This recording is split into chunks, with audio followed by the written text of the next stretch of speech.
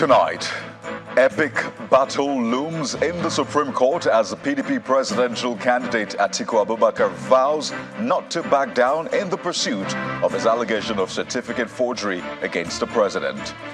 Tribunal affirms the victory of Governor Nasir Idris in the Kebbi State governorship election, dismisses the petition of the PDP governorship candidate Aminu Bande as lacking in merit. And Senate to invite the service chiefs, the Inspector General of Police, and the National Security Advisor over lingering insecurity in some parts of the country. On business news tonight, 47 companies apply as federal government opens bids for Phase 2 of the World Bank-funded $155 million electricity smart meters supply. On sports news tonight, the 2023-24 Nigeria Women's Football League Premiership to kick off on November the 15th as 16 teams are drawn in two groups following the conclusion of the annual general meeting of the NWFL. From Abuja, the nation's capital, House of Representatives moves to check the menace of ghost workers in the federal civil service, calls for an investigation into the nation's galloping non-debt recurrent expenditure. And in international news from London, US President Joe Biden's administration is to build a section of border wall in southern Texas in an effort to stop rising levels of immigration.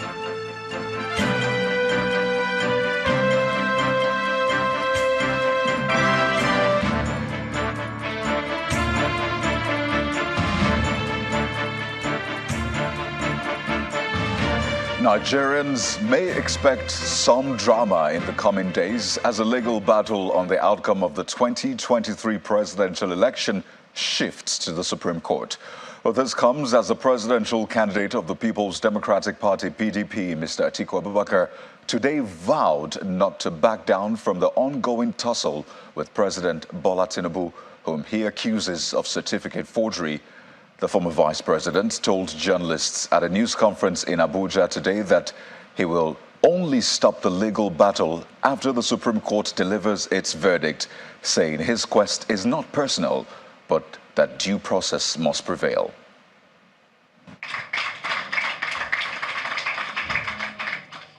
The former vice president and 2023 presidential candidate of the People's Democratic Party takes to the podium to address journalists on the latest in his quest to validate the documents submitted to INEC by President Bola Tinubu. Your Excellencies, Mr. Abubakar is in this news conference with some PDP chieftains. The people look up to us as leaders. The former vice president speaks on his relationship with President Tinubu and when things fell apart. Yes, it is true.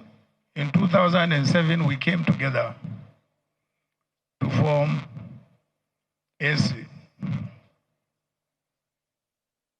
And in Lagos, at the convention, I emerged as the winner and got the ticket.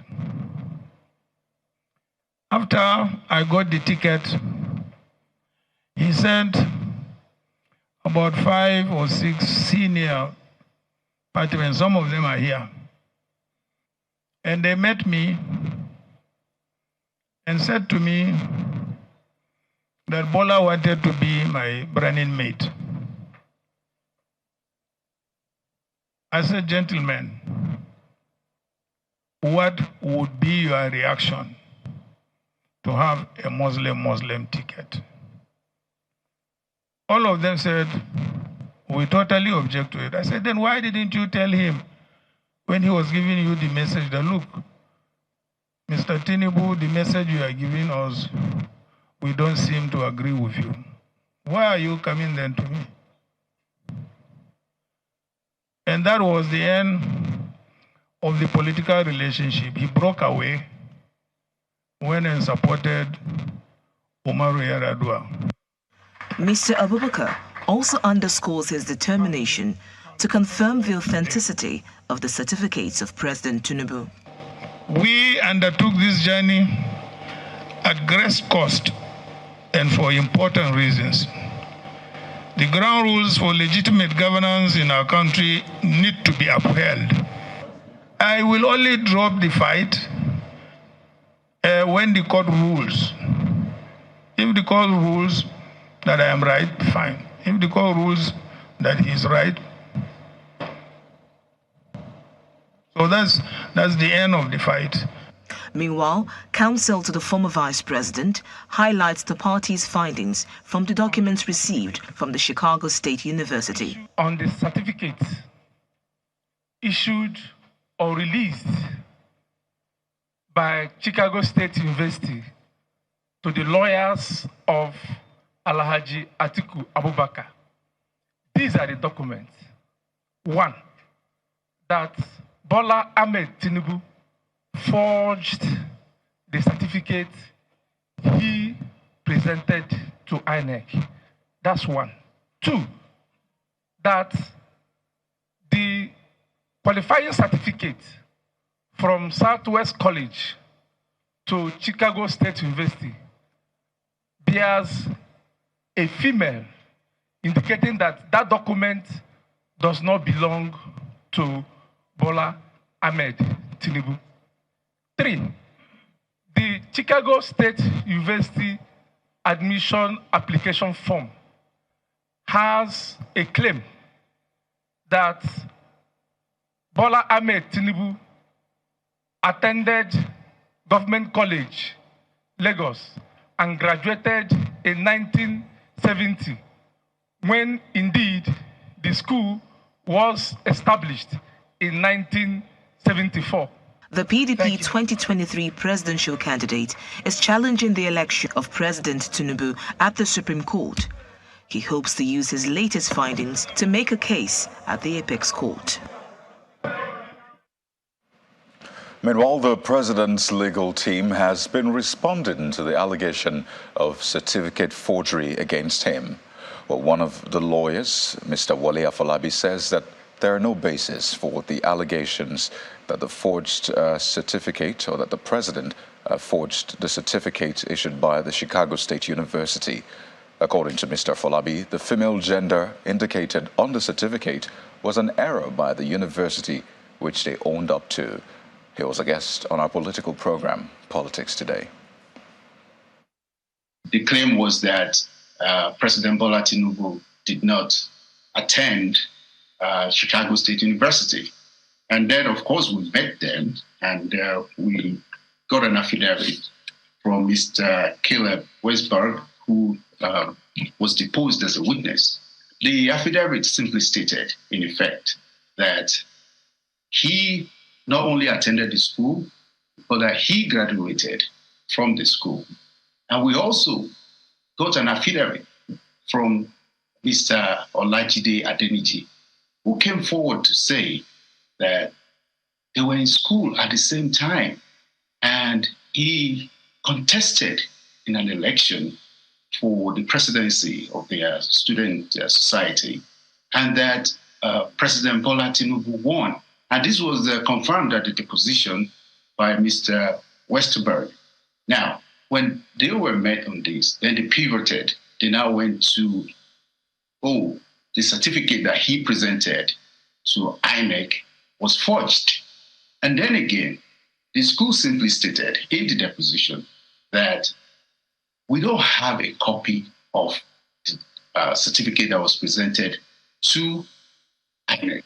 Reason being that the practice of the school is such that diplomas are considered merely ceremonial. They give it to you. What is important to them is that the transcript. They confirmed all the basic information in there, that he graduated on the day that he said he did. And that the reason why they don't have a copy of it is that once they order for a certificate, a diploma, and you pick it up as a ceremonial document, you pick it up, that's it. Now, there was some other person, a litigant, Mr.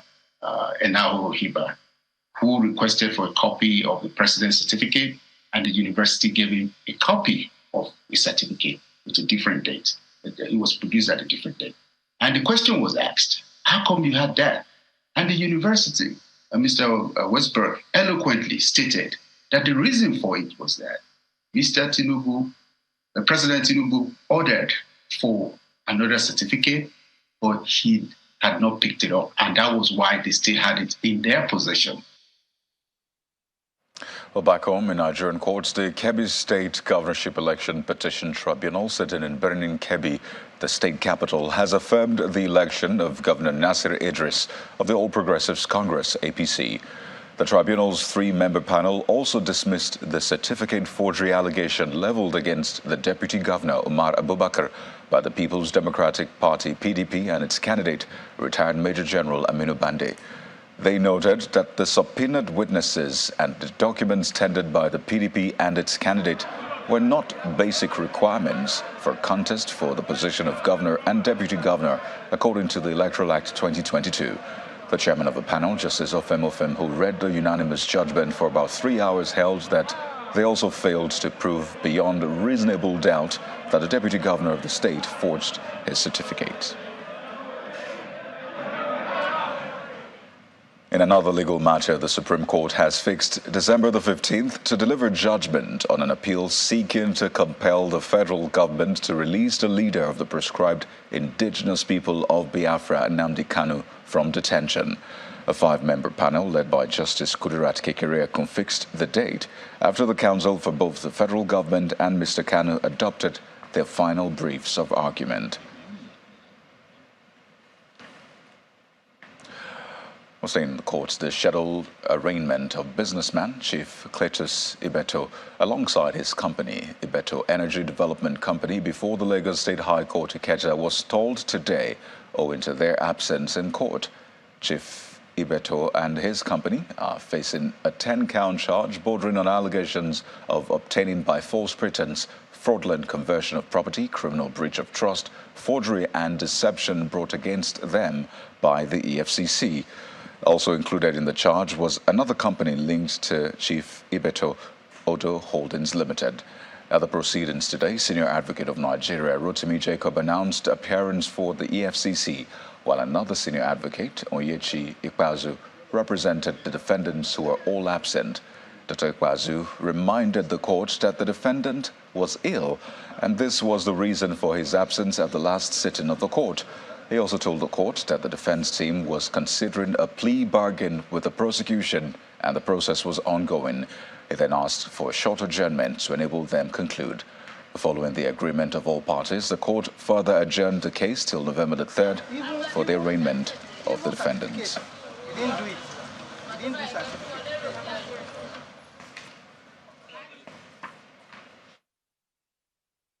And now to security. The Commissioner for Information, Culture and Tourism in Benue State, Mr. Matthew Abo, who was kidnapped nearly 2 weeks ago, has been released and reunited with his family.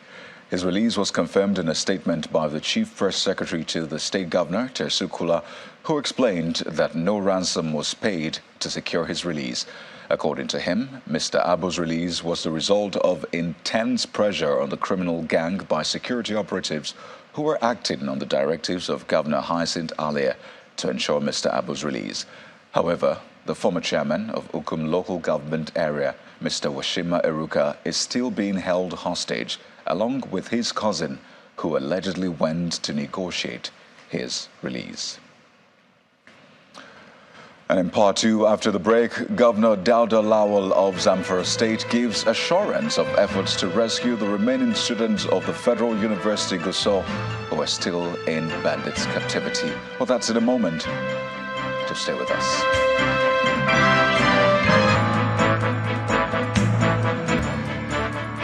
You're welcome back. If you've just joined us, you're watching the news at 10, coming to you live from Channels Television. Here's a reminder of our top stories. Epic legal battle looms in the Supreme Court as a PDP presidential candidate, Atiku Abubakar, vows not to back down in the pursuit of his allegation of certificate forgery against the president. Tribunal affirms the victory of Governor Nasir Idris in the Kebbi State governorship election, dismisses the petition of the PDP governorship candidate, Aminu Bande, for lacking in merit. Senate to invite the service chiefs, the Inspector General of Police and the National Security Advisor over lingering insecurity in some parts of the country. And U.S. President Joe Biden's administration is to build a section of border wall in southern Texas in an effort to stop rising levels of immigration.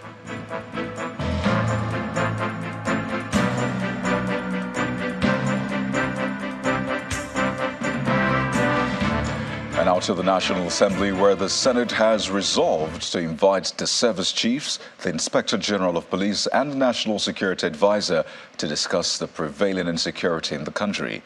The upper chamber took the decision after debating a motion on the kidnap of 5 female students from the Federal University Dutsima in Katsina State on Wednesday.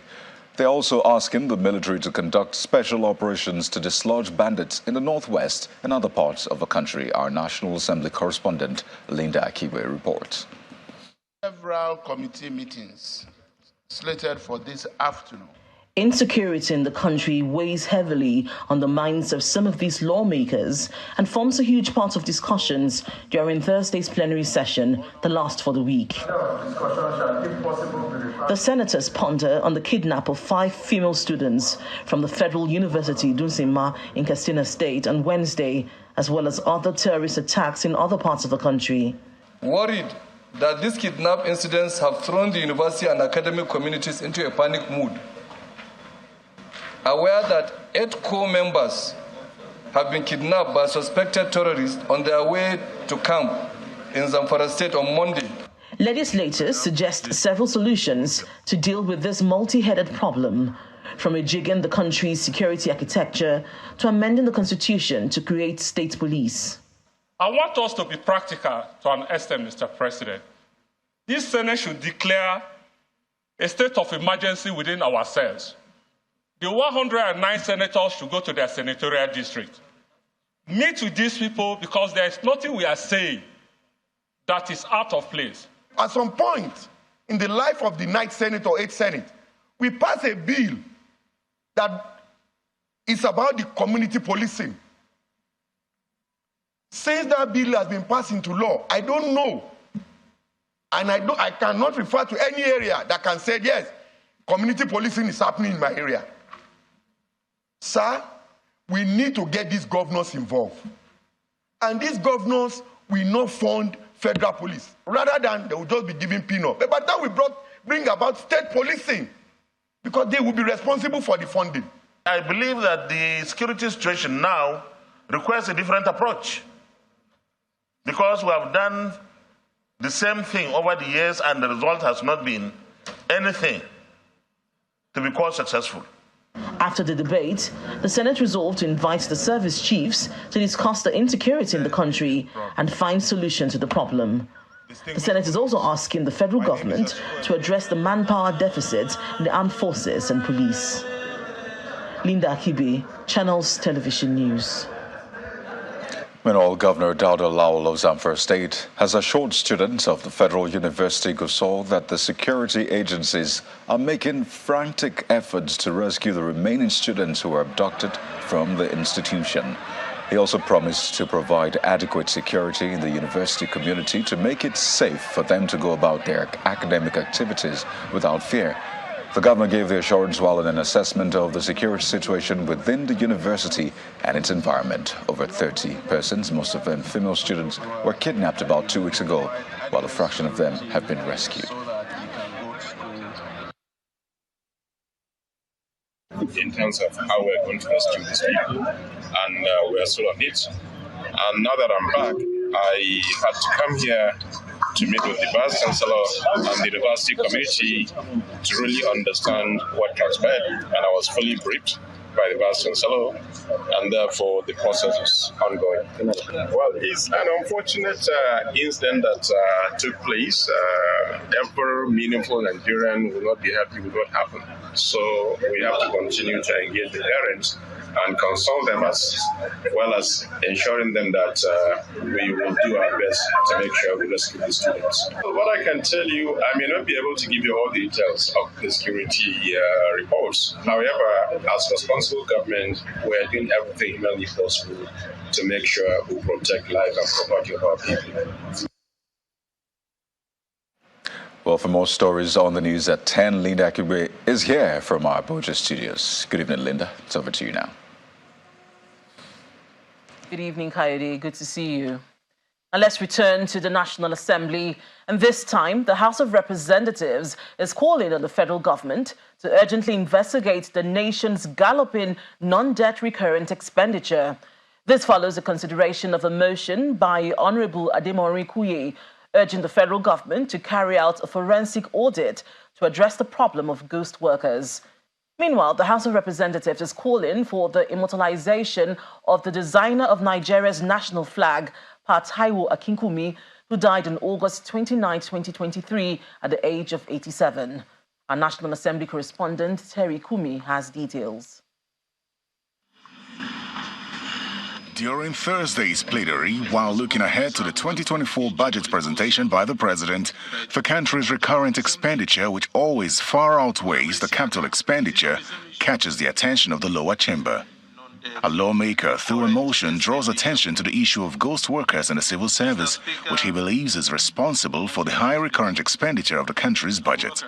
Resolved to urge the federal government, through the Office of the Secretary to the Government of the Federation, to carry out a forensic audit of its staff to address the problem of ghost workers, to save money and reduce the increasing wage bill. This motion, sadly, is an indictment on National Assembly. Year in, year out, we have not paid attention to personnel cost in our budgetary system. Any attempt committees made to touch or to interrogate personnel cost expenditure and recurrent expenditure, which are components of non-date recurrent expenditure of our national budget, we face daunting challenges with our appropriation committees. Meanwhile, in wrapping up the week-long debate on the country's 63rd independence anniversary, lawmakers call for prompt action to bedeviling issues. While the governor at the center is a mysterious state, giving the executive power at the metropolitan area and some nearby in Barao, the bandits, the terrorists are equally executing order, giving command, passing judgment, and of course collecting taxes from vulnerable Nigerians. Mr. Speaker, as I'm speaking here, if I'm to sleep in Barao, my own proud town where I was born, Mr. Speaker, I will not sleep from 6 p.m. in the evening till 6 a.m. in the morning because all of us are vigilante by post. I should have to use the word grognum because I know grognum is people led. This constitution is not people led. There is no buy-in into this constitution by the people. This constitution creates a lot of disadvantages, imbalances. Similarly, the House is asking the president to immortalize the late designer of the country's flag, Pa Taiwo Akinkumi, who passed away on the 29th of August 2023 at the age of 87 years. The lawmakers want a national asset named after him. Terry Ikumi, Channels Television News. The interests of the people, which ought to be placed ahead of personal interest in politics and governance, has long been disregarded in Nigeria, a practice that needs to change. This is the view of a former president of the Nigeria Bar Association, Mr. Olumide Akpata. He was speaking at the Oyo State Secretariat of the Labour Party in Benin City, where he declared his interest to contest the state governorship election on September 21st, 2024, on the platform of the party.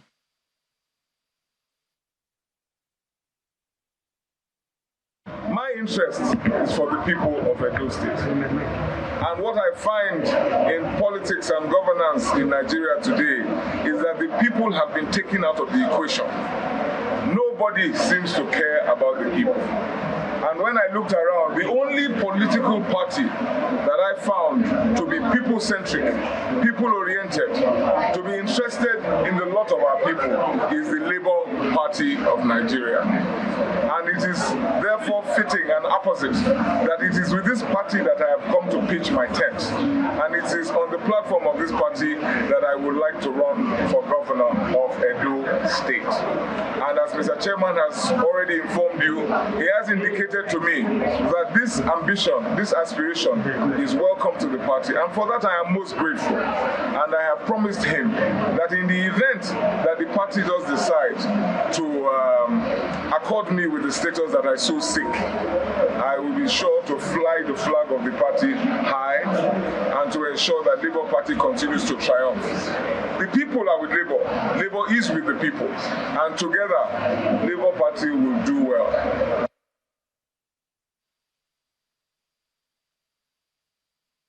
In other stories, as the country joins the rest of the world to mark the 2023 International Teachers' Day, the federal government says it would prioritize education and improve the welfare of teachers. Vice President Kashim Shettima, who made the promise at the Eagle Square in Abuja, the venue of the ceremony, also directed the Ministry of Education to immediately review the guidelines to prioritize information and communication technology. Teachers used the occasion to draw the attention of the federal government to their plight as they call for improved welfare and security of schools. Vice President Kashim Shettima is headlining the 2023 World Teachers' Day in Abuja. It's a day set aside by the International Labour Organization and the United Nations to recognize and honor teachers globally.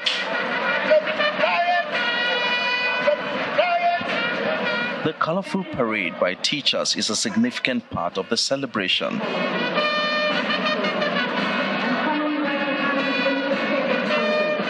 Beyond the ceremony, the teachers also used the occasion to highlight their challenges, calling for urgent government intervention. The challenge of attracting and retaining young, dedicated persons in the teaching profession will remain unabated if the living and working conditions of teachers are not given due attention and addressed in the interest of teachers' effectiveness and greater service delivery. According to the Minister of Education also highlights some of the government's policies targeted at improving the nation's education sector. Currently, a number of policies have been put in place to encourage and provide support for teachers, among which include the Teachers Award Scheme, instituted to reward excellence nationwide. Elongation of service in the teaching profession, which allows teachers in Nigeria to retire at either 65 years of age or 40 years of service. Meanwhile, Vice President Kashim Shettima is giving assurances of the federal government to prioritize the welfare of teachers.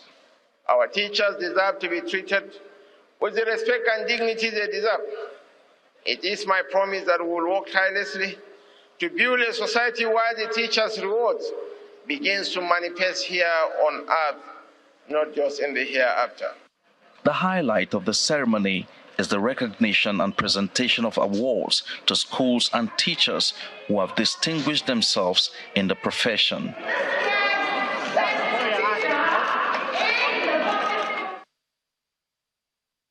Still ahead on the news at 10. 47 companies apply as the federal government opens bids for Phase 2 of the World Bank's $155 million funded electricity smart meter supply. For some business news, join us again.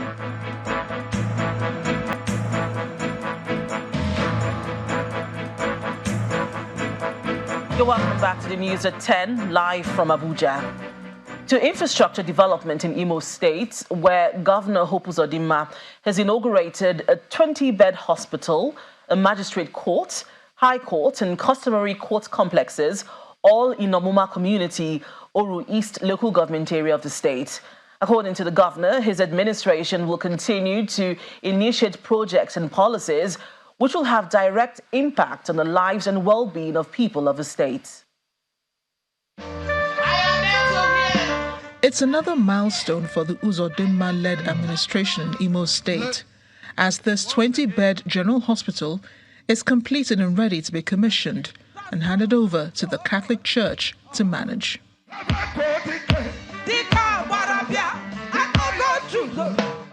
Before the inauguration of the facility, the chairman of the governing board of ISOPADEC, as well as the State Commissioner for Health, commend the governor for this well-thought-out project that they believe will bring quality healthcare to the people at the grassroots. The numerous infrastructure developments taking place in Imo State must be commended, and so must the governor's hard work and forward-looking approach.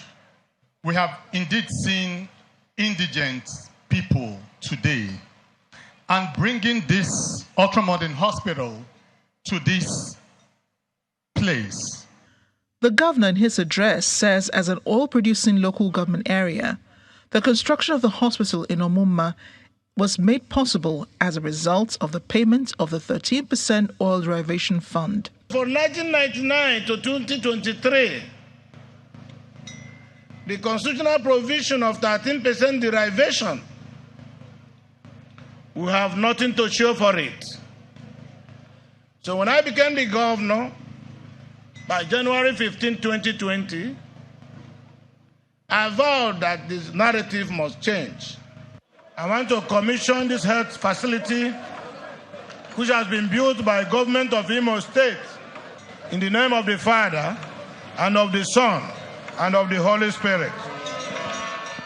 Governor Hope Uzodinma says the importance of the judiciary in any society cannot be overemphasized and believes the construction and completion of the court complex will no doubt enhance speedy delivery of justice. I want to assure stakeholders and those involved in the value chain of delivering justice to our people of our cooperation and support, and to ensure that the enabling environment that will make their job easy, so as seamlessly they will deliver on their mandate.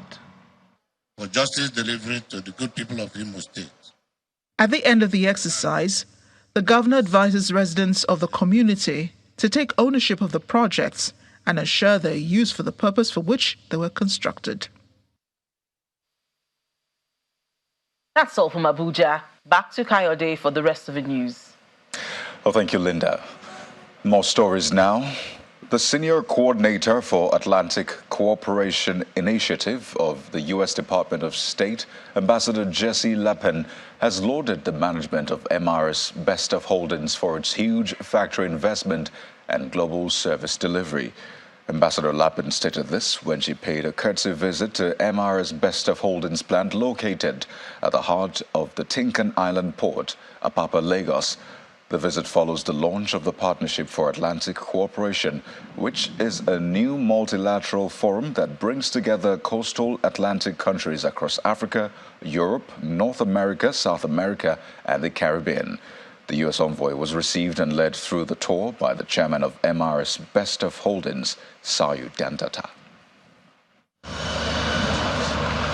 It's a visit that underscores the importance of international collaboration and partnerships in furthering the goals of the Atlantic Cooperation Initiative as members from the U.S. Department of State arrive at the MRS B-Staff Holdings jetty.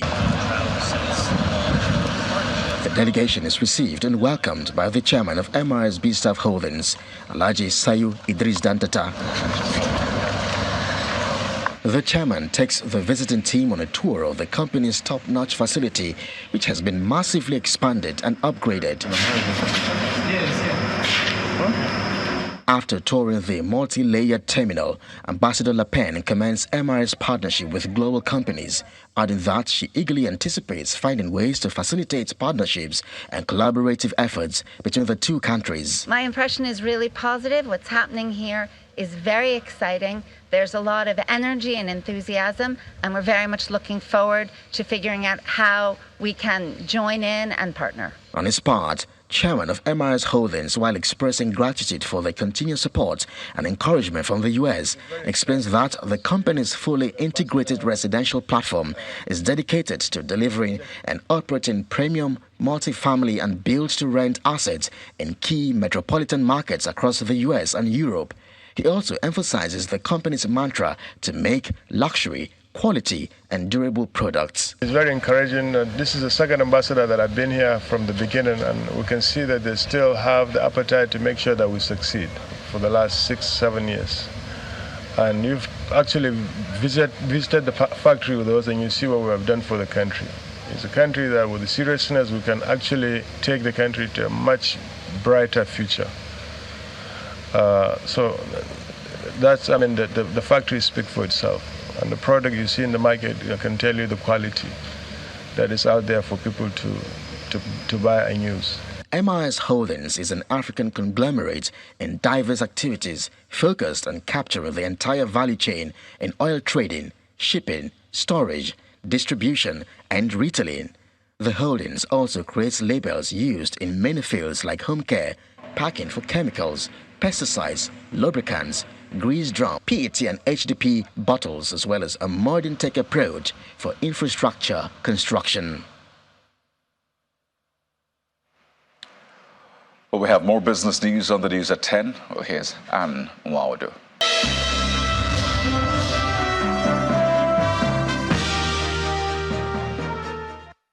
Thank you, Kayode. Hello and welcome to Business News. The Transmission Company of Nigeria, TCN, has unveiled the bid documents for contractors who will supply 1,205,000 smart meters to the 11 distribution companies in Nigeria. According to Mr. Atiku Mali, an Assistant General Manager at TCN, the project is funded by the World Bank in partnership with the Ministries of Finance and Power, as well as the Office of the Special Advisor to the President on Energy. The supply of the smart meters, which will cost $155 million, is expected to be delivered to the distribution companies within the next 18 months. Ahead of the upcoming fall meetings of the International Monetary Fund, the IMF, and the World Bank, which begins on Monday in Morocco, the managing director of the IMF, Kristalina Georgieva, has said the global economy has shown remarkable resilience, but still bears deep scars from the coronavirus pandemic, the war in Ukraine, and rising interest rates. While delivering a speech today in Abidjan, the capital of Côte d'Ivoire, the IMF chief mentions that global economic growth is likely to remain well below the 3.8% average of the past 2 decades, while the world has lost $3.7 trillion in economic output from successive shocks since 2020. While she also pointed out that the world economy has proven unexpectedly sturdy in the face of higher interest rates engineered by the U.S. Federal Reserves and other central banks to fight inflation that surged over the past 2 years. The IMF chief further explains that although the recovery from the shocks of the past few years continues slowly and uneven, the odds are rising the global economy can manage a soft landing by avoiding recession while bringing down inflationary pressure. And the federal government has launched another Sukuk bond, the first under the administration of President Bola Tinubu. The Director General of the Debt Management Office, Mrs. Patience Saniha, who made this known at the 2023 Sukuk Investors Meeting in Abuja, explains that the bond will seek to raise 150 billion naira. It is intended to fund the country's infrastructure development. Since its introduction in 2017, Sukuk bonds have provided 742.56 billion naira for the federal government. It has also helped in funding the rehabilitation and construction of roads covering 4,000 kilometers across the country. Well, it's a quick, moderate recovery for the Nigeria stock market today. At the end of today's trading session, the NGX equities capitalization regained more than 140 billion naira from previous losses. Enijon Mekwa has the details.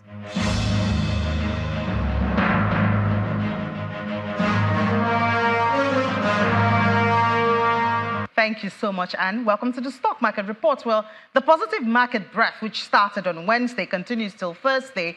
And for Thursday, 24 stocks posted gains, while 19 declined.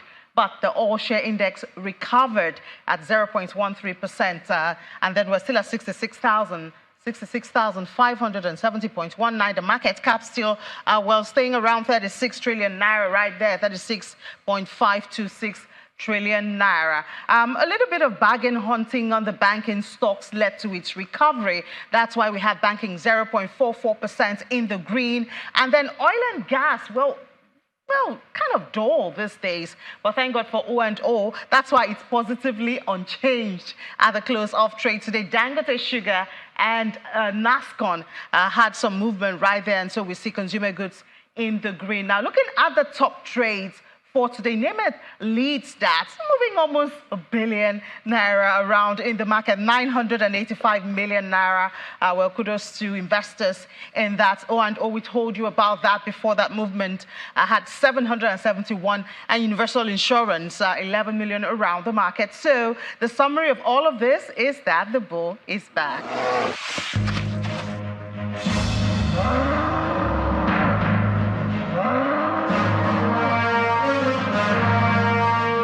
And that's Business News tonight. Thank you for watching. I'm Anne Nwawadu. The rest of the news at 10 continues now with Kayode. Well, thank you, Anne. The Oyo State Governor, Seyi Makinde, has tasked critical stakeholders in his administration to be prudent and innovative so as to deliver on the administration's mandate of sustainable development. Governor Makinde was speaking in Ibadan, the state capital, during his opening address at a 3-day leadership retreat for political appointees and other members of government.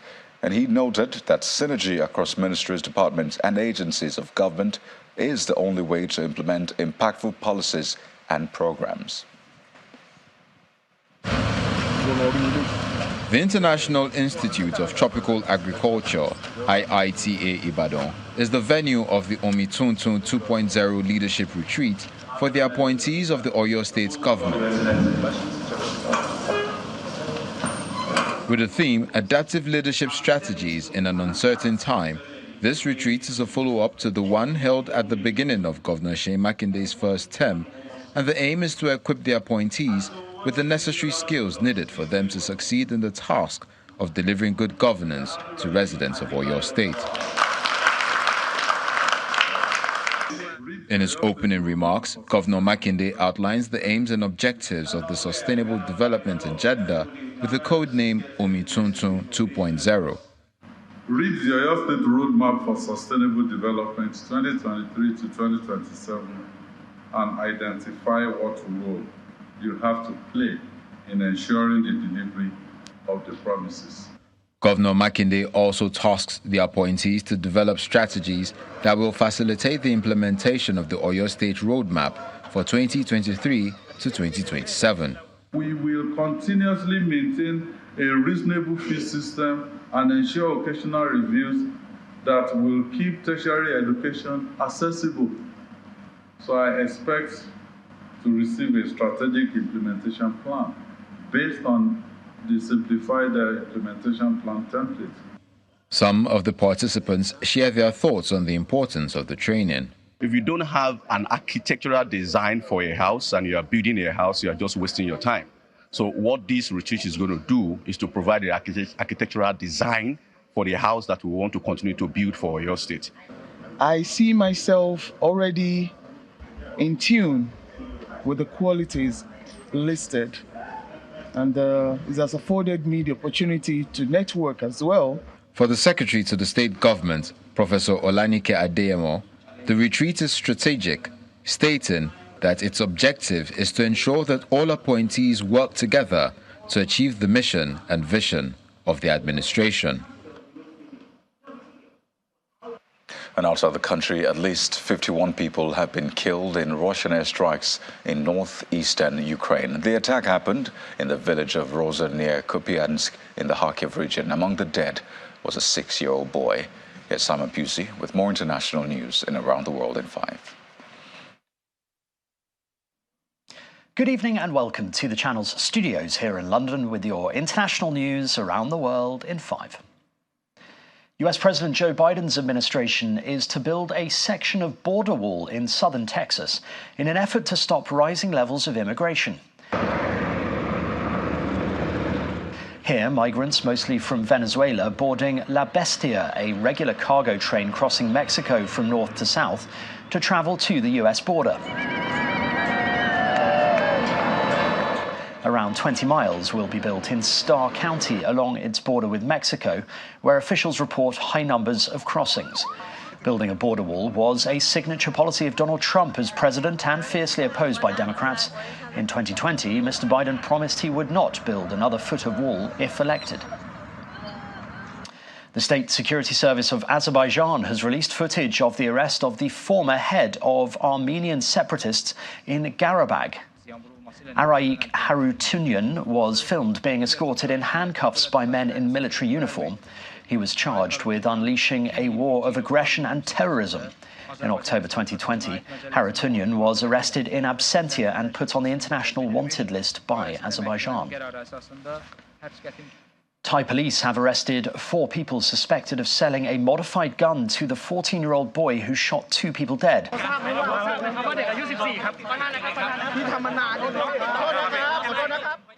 2 2 of the 4 suspects were arrested in the Thai capital and 2 in the southern province of Yala on suspicion of selling a modified blank gun to the 14-year-old, who has been charged with premeditated murder and the illegal of possession of a firearm.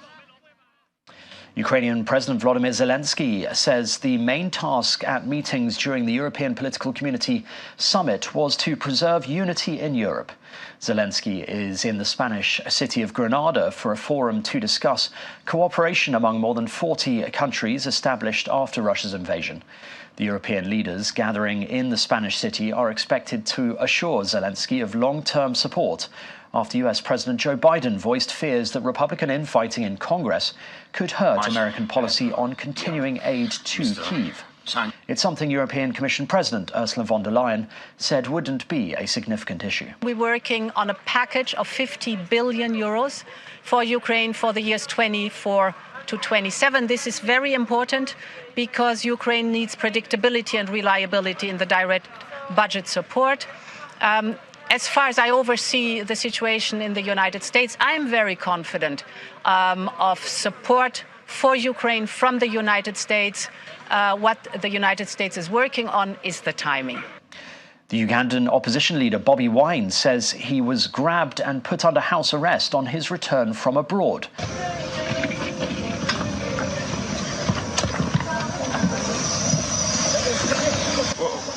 Where are you taking him? Where are you taking him? Where are you taking him? Where are you taking him? Where are you taking him? Member of Parliament, where are you taking him? Here, footage filmed of him being apprehended at an airport by unknown men and bundled into a car. The singer-turned-politician is the strongest challenger to President Yoweri Museveni, who has held office for almost 40 years. He has been arrested numerous times and has faced several charges, including treason.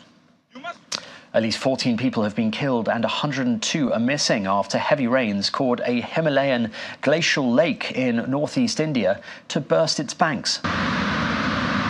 The Lonak Lake in Sikkim State burst its banks, causing major flooding downstream, which authorities said had impacted the lives of 22,000 people. Authorities said 11 bridges had been washed away. And eyewitness videos showed the destructive aftermath of Typhoon Koinu on Taiwan's southeastern Orchard Island as 190 people were left injured. Footage shared on social media showed the area home to about 5,000 people, with debris spread across roads covered in fallen trees.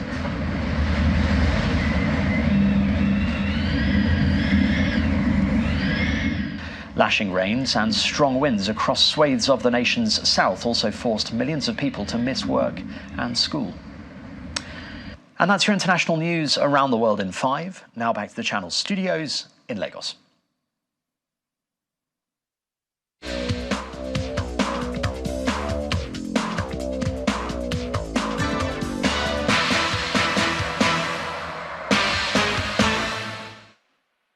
Thank you, Simon. Welcome to Sports News. The 2023-24 Nigeria Women's Football League will kick off on November the 15th following a successful draw at the conclusion of the NWFL Annual General Meeting in Lagos. 16 teams are drawn into groups to battle for the country's top women's league. Chairperson of the league, Nkechi Obi, says the NWFL is putting measures in place to ensure a more competitive women's league. It's an IP property of the Women's Football League. The sisterhood and the he for she is trademarked as an IP property of the NWFL. The football and the girl child is trademarked as an IP property of the Women's League. This is the very first time that a league has bothered to now develop IP properties that they can now leverage to make money. So corporate organizations are taking note, because before there was nothing legal or whatever that they could hold on to. So they will be giving you sponsorship money, but now they can give you partnership money. West Ham continued their successful start to life in the Europa League with a 2-1 victory at Freiburg. João Pedro scored a late penalty as Brighton fought back from 2 goals down to earn their first point in European football with a battling European League draw at Marseille. And Stephen Davis' stint as caretaker manager got off to the worst possible start as Rangers slumped to a Europa League defeat away to Aris Limassol.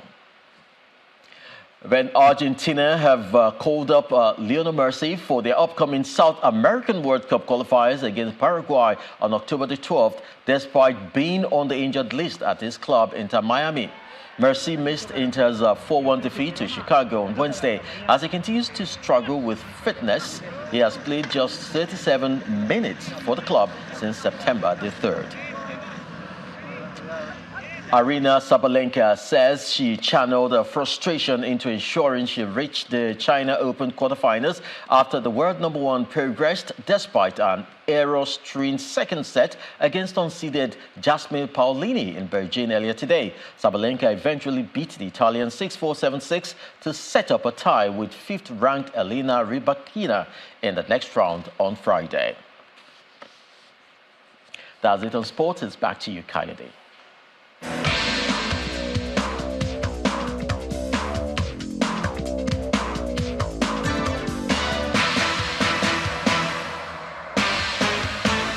Well, thank you, Chris. And the main news again. The PDP presidential candidate in the 2023 presidential election, Atiku Abubakar, today vowed not to back down in pursuit of his allegation of certificate forgery against President Bola Tinubu. The former vice president told journalists at a press conference in Abuja that he will pursue the case to the Supreme Court. Well, that's the news at 10 for tonight, everyone. Thank you for watching. I'm Kayode Okikilu. Good night.